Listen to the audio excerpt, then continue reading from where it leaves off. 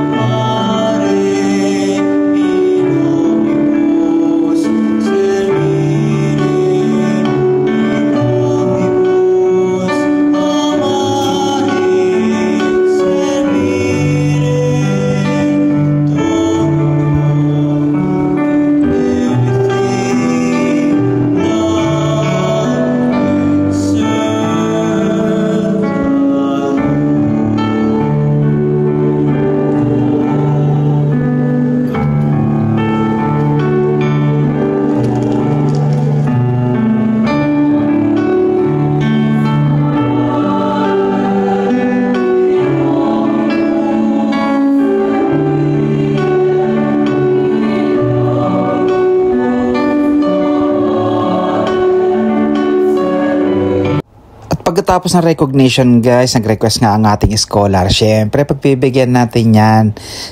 Take out na nga lang daw. Ayaw niya na kumain sa labas at pagod na daw. Kaya nag-take out na nga lang tayo guys. Dito lang tayo sa bahay kumain. Siyempre, hindi naman ako masyadong mahilig sa ramen. Ramen pa rin ang in-order ko, ha?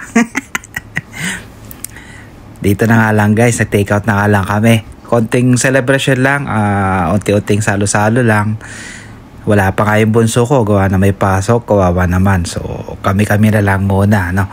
So, ano nga pala yung boto nyo dun sa ating pahula kanina umaga? May tumama kaya?